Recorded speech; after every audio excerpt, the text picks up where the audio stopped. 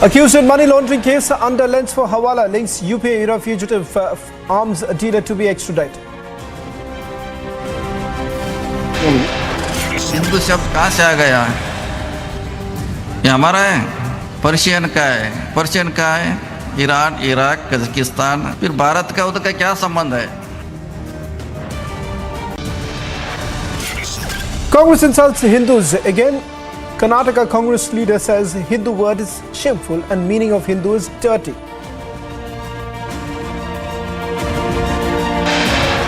Alleged close aide accused in the liquor scam, Dinesh Arora turns approver.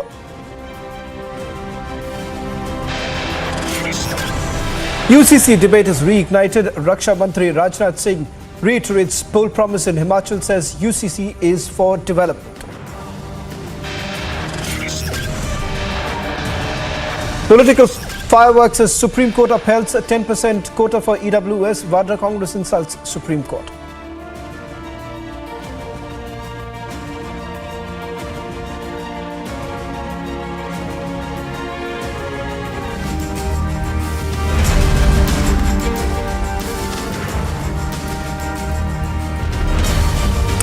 Hello, welcome. You're watching This Is Exclusive with me, Shavan Sen. Three top stories lined up for you on this edition of This Is Exclusive. Starting with that big story. Back in 2019, Republic was the only Indian network to have tracked down arms dealer Sanjay Bhandari in central London.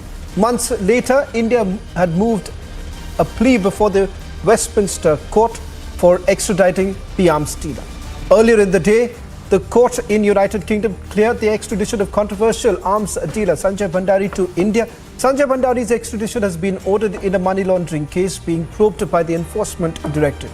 In fact, the agency was fighting the case in UK court on behalf of the Indian government. The ED had filed a charge sheet on 1st of June 2020 against Sanjay Bhandari and other co-conspirators, including various companies floated by him in the overseas jurisdiction.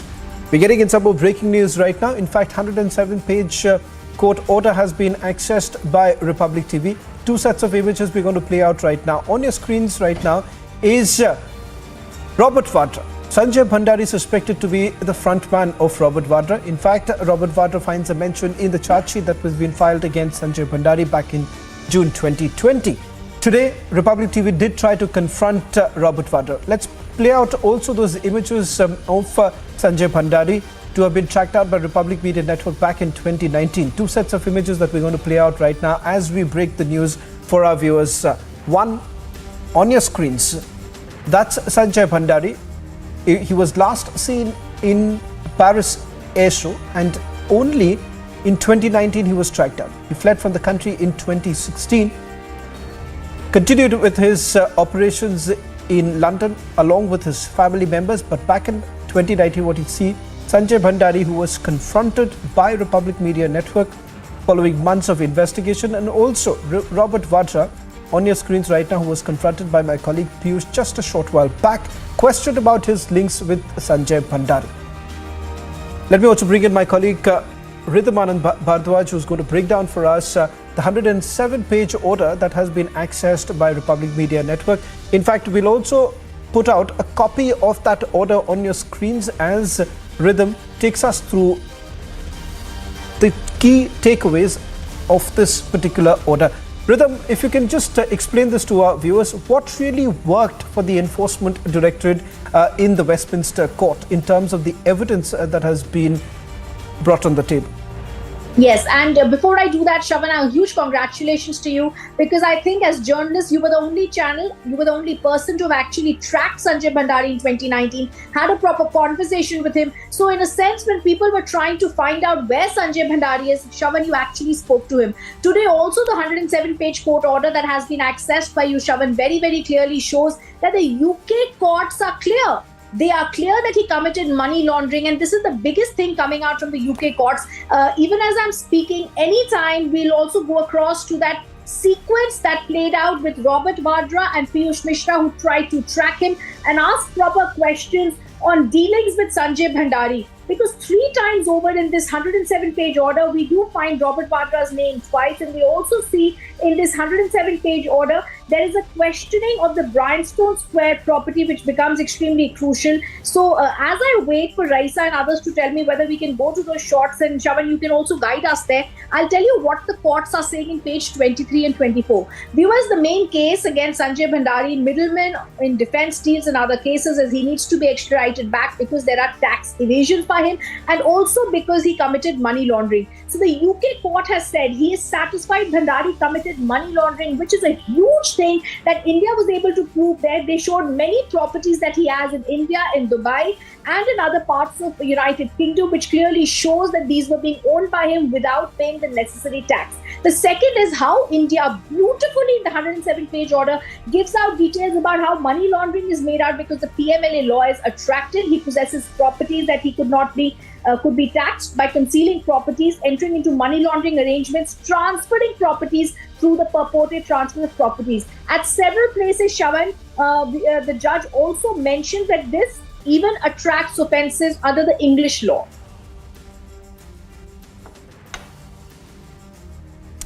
Well, in fact, Rhythm, in terms of the arguments that have also been put forth, what I also find very interesting is that Sanjay Bhandari seems to have heavily relied on the case that has been investigated by the Central Bureau of Investigation with regards to Christian Michel, who's also behind bars. And Indian court so far has refused to grant him bail. Apart from that, also Buki Chawla's case has been referred to. Buki Chawla was actually extradited to India just about a year ago, and that was largely seen as a huge victory for India. You've covered the Vijay Mallya case. You've seen how things have really transpired. While many would say that this is just the first step, but would it be appropriate to say a large part of the battle has been won by the Indian agencies?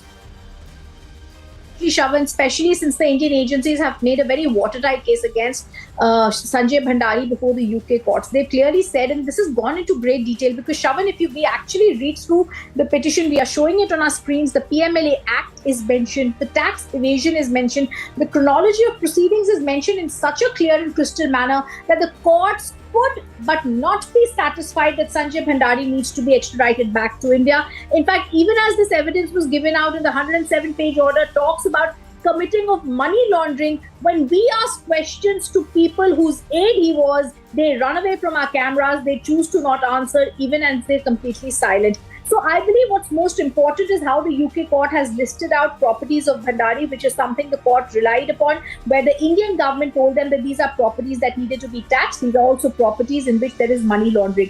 What you are talking about, the Christian Michel case and the other cases and Chawla's case are being mentioned in this to show that in those cases extradition was done and what happened later in India. But even on this, the government has been able to satisfy the UK court that he will be given a proper place to stay. There will be sanitary cells given to him. COVID proceedings will be taken care of. And most importantly, he will, Shavan, be lodged at the Hard Jail. Well, in fact, Rhythm, what we'll also try to do right now in a short while from now, we'll have our colleague Ankit, who's going to be joining us from the Mumbai newsroom, taking us through the details of this order that has been accessed by Republic TV. In terms of what next, as of now, I'm given to understand, Rhythm, that the Indian investigative agencies have already received an official copy of this order, which is going to be examined. In all likelihood, an appeal is going to be filed by Sanjay Bhandari. That is pretty much given as far as the legal recourse is concerned. Can you perhaps take our viewers through what does this mean in terms of the timeline in the next couple of months? How long perhaps this is going to continue? We need to see that from here, this order will now go to the Secretary of State, and she has to decide within a period of 28 days whether he can be extradited back. Once she does that, then it will go forward. I think it is Braverman who has to decide it. Once it's done by them, the Secretary of State of UK, which I was trying to take a look at, yes, it's Suella Braverman, KC MP, who's the Secretary of State, and I beg your pardon, I'm trying to get in a sense of, yes, I am right. She had earlier also held this position. So she, as the Secretary of State, will now be deciding how soon he should be extradited back. Even on the 28th day, Shavan, if Sanjay Bhandari is able to make out that there is any reason that he should not be extradited back, she will be having to consider it. After that has happened and she suppose says that he should be extradited back, the case will then go to a high court where he can file an appeal, after which finally a judgment is to come. But very rarely in UK courts, in a higher court, an appeal is a matter, overturned. And so I do believe that today is victorious because we've got victory at the UK court level, at the Westminster courts level, which is extremely relevant. In fact, I also want to say that as he's been accused of money laundering, it is also clear that the judge says in para 69 of page 21, it is clear that Sanjay Bhandari committed offences under the Black Money Act, which is the subject of the second request. In doing so, he retained properties. In fact, Shravan, if I could actually ask you, what are the kind of properties that the agencies are mentioning? Because this seems to be the crucial evidence they have with them.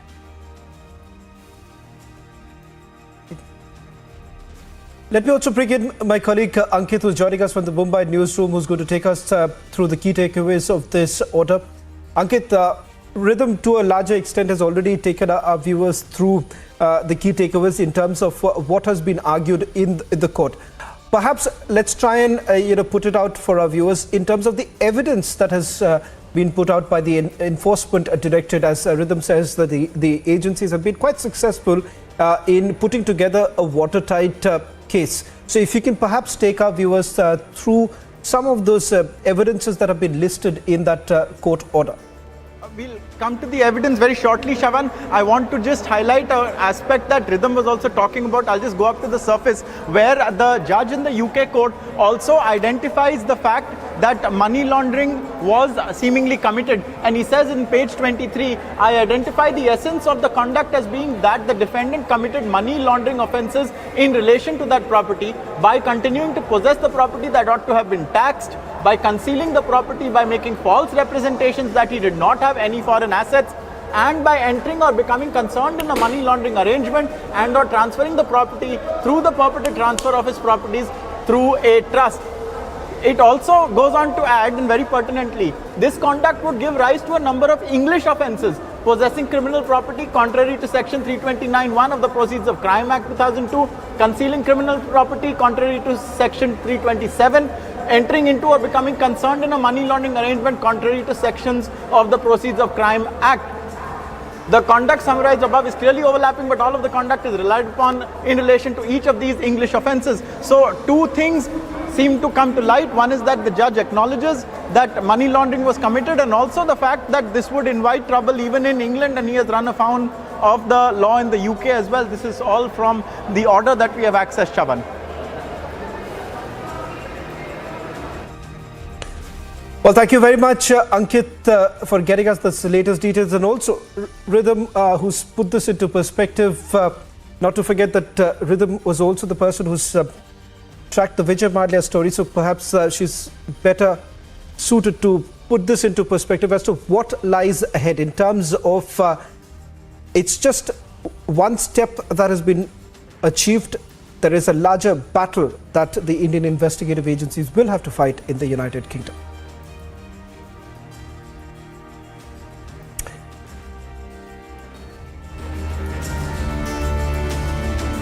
But shifting focus now to the other exclusive that we are getting for you tonight. 16 Indian sailors who are part of the 26-member crew of a ship were detained in Equatorial Guinea on the west coast of Central Africa.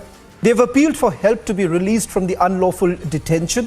Now, according to a statement that has been released by the sailors, the Norwegian flagged MT Heroic Idun was arrested by the Equatorial Guinea naval ship in international waters on 12th of August. Minister of State for External Affairs V. Muralidharan has said that he was aware of the matter and the ministry is making efforts to bring the Indian nationals back home. Republic spoke to the family members of one of the detained sailors. Here is an exclusive. Take a look. Yes, I have been able to speak to my husband. I have spoken to him. The situation is not very great. They are being detained unlawfully in Equatorial Guinea. They were supposed to be released after the investigation, after the resolution had come. But now the Equatorial Guinea authorities are saying that they'll hand over the ship and the crew to Nigeria, which is a very troublesome and a very scary thing, because once the ship and the crew goes to Nigeria, nobody knows what will happen with them, how it will happen, what is going to be the result. There is no nobody knows how it's going to happen, and they fear for their life right now. Everybody, all the crew, the family members of the crew, everybody is in so much of stress that they just want their husbands, their brothers, their family members are waiting for their people to just come back home safely from Equatorial Guinea. The government has been very helpful. They're trying, but we don't have enough time. We want the government to escalate things so that our family, our husbands can come back home safely now. We don't want their ship to go to Nigeria. We want them to come home safely. Sapna ma'am, though you are in communication and in touch with your husband Tanuj Mehta, ma'am, what has the shipping company been communicated by Equatorial Guinea and Nigerian authorities? Is there any communication they have made to them? So the company is in talks with the authorities. I'm sure everything is not told to everybody because जो भी top level बातें हैं जो हैं, the company has been very helpful. The owner of the ship has been very helpful. Our Indian government is doing I'm sure they're doing everything. It's just that I want to request the government to please escalate the issue and bring them home now and not let the ship go to Nigeria, because I don't know what is going to happen. मेरे पास कोई जवाब नहीं है, मेरे पास answers नहीं है. मेरी सिर्फ हाथ जोड़ के ये रिक्वेस्ट है. मेरे हस्बैंड भी जब भी फ़ोन करते हैं वो पिछले 3 महीने से वहाँ पे हैं और वो इतना बीमार पड़ चुके हैं. बाकी क्रू मेंबर्स इतना बीमार पड़ चुके हैं. किसी को मलेरिया हो रहा है, किसी को टाइफॉइड हो रहा है. My husband first had malaria, now he has typhoid. He is very unwell and there is so much stress over there because of this. So I कोई जवाब नहीं है. We just want our husbands to come back home safely. That is what we want. The people are safe in Equatorial Guinea. Our ship is motor tanker Heroic Idun. She's been safe and safely anchored in the bay of Equatorial Guinea, and all our people on board, they're safe.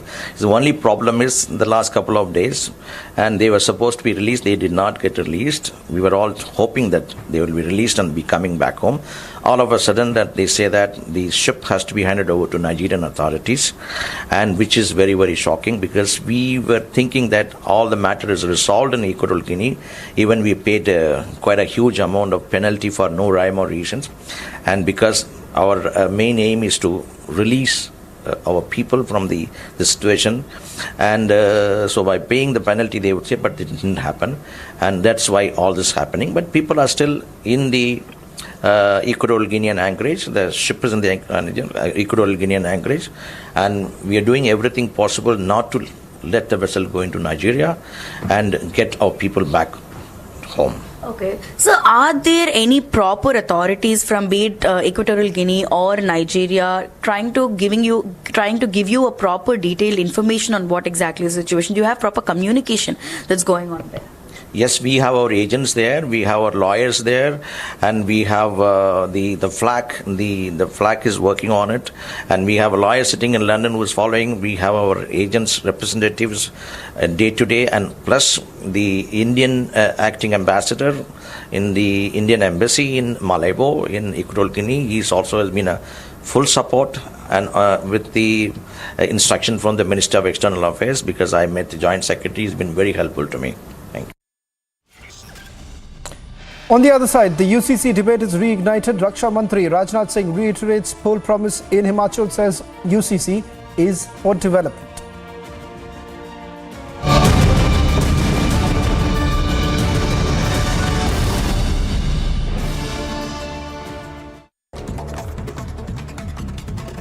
After the ED issued a fresh summons to Karnataka Congress State Chief DK Shivakumar, asking him to appear before it on November 7th, which is today, in connection with the ongoing money laundering case. The Karnataka's Congress State Chief has stated that he will not be attending, he will not be going for the quizzing in connection with the scam, and that he would be attending a birthday party of his party worker instead. Delhi woke up to a lingering smoke covering its sky with the overall AQI under the very poor category at 326. Delhi Environment Minister Gopal Rai will chair a high-level meet to discuss new directions by Centre's Air Quality Panel about revoking curbs imposed under the final stage of the Graded Response Action Plan. The RSS holding a rally in Cuddalore in Tamil Nadu after the massive face-off between the state government and the RSS. The BJP that has won 3 out of the 7 seats in the by-polls today. The Prime Minister in Bhavnagar is not just going to be speaking to the people there, he is attending that mass marriage.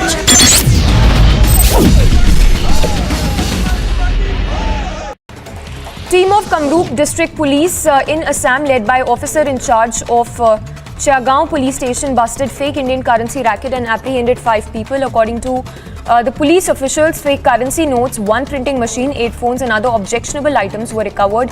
A case has also been registered. MOSMA V Mulli.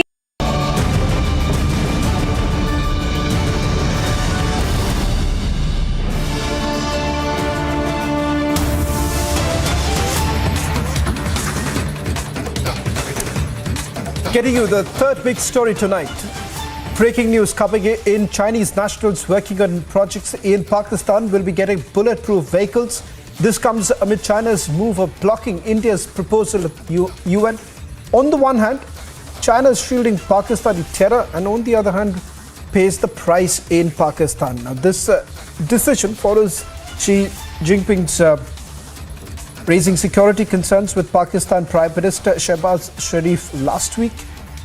It does appear that this is essentially the assurance that has now been given by Pakistan, given the fact that in the last few months there have been multiple terror attacks that have taken place. Chinese nationals who've been working on projects were the targets of it. In fact, getting us this exclusive news break here is our senior executive editor, Abhishek Kapoor. Abhishek, just take us through the details that you're getting in right now. This appears to be a complete double standards on the part of China. Absolutely, Shravan. In fact, remember Pakistan Prime Minister Shehbaz Sharif, he visited China last week, becoming first of the heads of government to be visiting Beijing after the third coronation of Xi Jinping. And remember the surprise, Xi Jinping said, okay, fine, our friendship is good, but what are you doing about the security of Chinese nationals? Remember, just about 2 months back, there was a suicide bombing in which 4 Chinese nationals, in fact, were killed. All teachers outside the Confucius Institute in Karachi. Before that, last year we had the Dasu Dam incident in which another similar suicide bombing led to the death of 10 Chinese engineers working on projects related to the China-Pakistan Economic Corridor, which is a showcase $60 billion project for the Chinese, which gives them access to the Arabian Sea via Pakistan. And India has raised sovereignty issues and objections because it passes to the Pak-occupied Jammu and Kashmir, which is Indian territory. Having said that, there have been at least 36 Chinese nationals killed while working on projects for Pakistan's development because of terrorism, which China has been shielding, as we have seen in the case of the UN designations, where from Masood Azhar to the latest one, where China blocked the global designation, which India wanted, the United States wanted, rest of the world wanted. So China, essentially, its own conduct coming to bite it from behind. And for Pakistan, remember, for all those Chinese who died in these terror incidents, Pakistan had to pay money almost to the tune of $11.5 million by way of compensation. And now the coercion has reached next level, where the Chinese want Pakistan to pay for their security. And that's why a decision has been taken following the visit of Pakistan Prime Minister Shehbaz Sharif to Beijing, where Pakistan would now be providing bulletproof vehicles to all Chinese nationals who would be working for development projects in Pakistan, particularly the China-Pakistan Economic Corridor. Remember, earlier also, a division strength of Pakistan Army has been deployed all along the China-Pakistan Economic Corridor to provide protection, but even that has not worked because, for example, in Karachi, in Dasu, these were a little away from the from the spine of the China-Pakistan economic corridor, the Karakoram highway and the rest.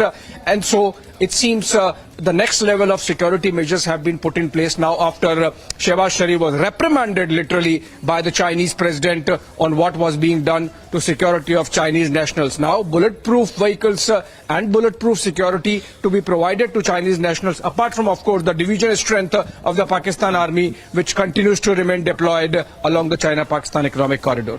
Shawan. Well, thank you very much, Abhishek, for getting us that exclusive news break. Republic Media Network was the only network to have tracked down economic fugitive offender Sanjay Bhandari back in 2019. Years later, Sanjay Bhandari has now finally been extradited by a Westminster court in London. Does this mean more trouble for Robert Vadra? We raise those burning questions at 8:30 p.m. tonight.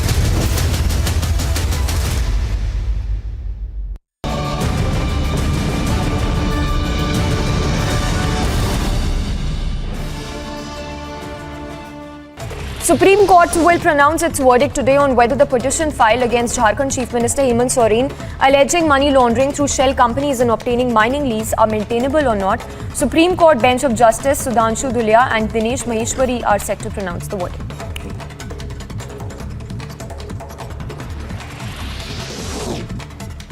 Conman Sukesh Chandrasekhar has shot off another letter to Delhi LG alleging that he has been receiving threats on behalf of now imprisoned Minister Satyendra Jain and DG Prison Sandeep Goyal, who's been transferred. In earlier two letters, Sukesh had claimed that Arvind Kejriwal promised a Rajya Sabha seat in lieu of 50 crore rupees. A five-judge bench of the Supreme Court led by Chief Justice of India UU Lalit is scheduled to pronounce judgment on the challenge to the validity of the 103rd constitutional amendment, which provides 10% reservation in government jobs and educational institutions to the economically weaker sections of society, but excludes the poorest of poor among scheduled caste, scheduled tribes and other backward classes from its ambit. After the ED issued fresh summons to Karnataka Congress State Chief DK Shivakumar asking him to appear before it on November 7th, which is today, in connection with the ongoing money laundering case, the Karnataka's Congress State Chief has stated that he will not be attending, he will not be going for the quizzing in connection with the scam, and that he would be attending a birthday party of his party worker instead. Delhi woke up to a lingering smoke covering its sky, with the overall AQI under the very poor category at 326. Delhi Environment Minister Gopal Rai will chair a high-level meet to discuss new directions by Centre's Air Quality Panel about revoking curbs imposed under the final stage of the Graded Response Action Plan. The RSS holding a rally in Cuddalore in Tamil Nadu after the massive face-off between the state government and the RSS. The BJP that has won 3 out of the 7 seats in the by-polls today. The Prime Minister in Bhavnagar is not just going to be speaking to the people there, he's attending that mass marriage.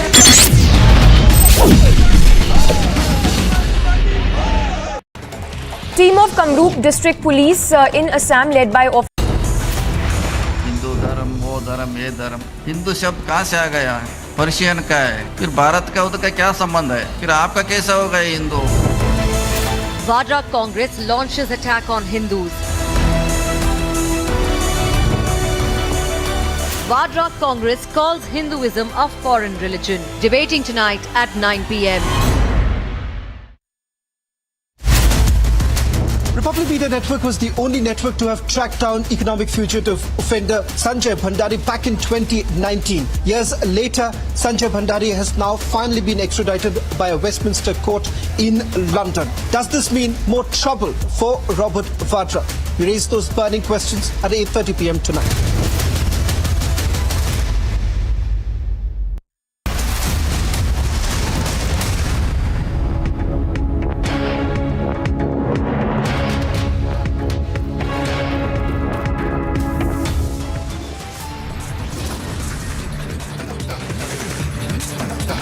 Trouble brews for Robert Vadra as close 8th Sanjay Bhandari now faces extradition.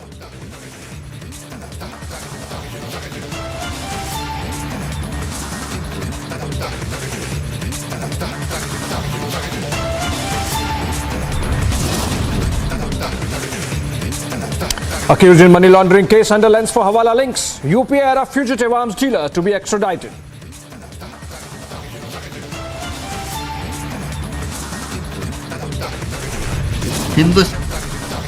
And Congress insults Hindus again. Karnataka Congress leader says Hindu word is shameful and meaning of Hindu is dirty.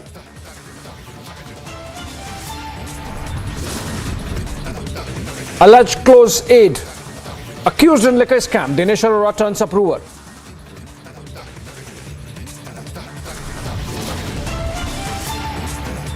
And the UCC debate is reignited. Raksha Mantri Rajnath Singh reiterates poll promise in Himachal, says the court is for development.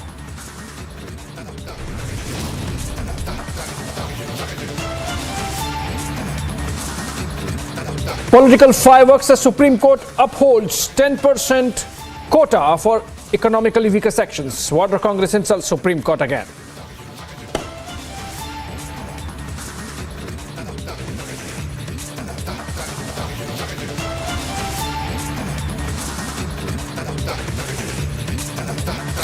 And as Congress leader abuses Hinduism, here's first reaction coming in from the party. No apology or action, merely a condemnation. Party leader Randeep Surjewala in a tweet has condemned the statement. As the anger mounts among the Hindu community, here comes the attempt to distance itself from the controversy by condemning. Let's look at that tweet and some reaction.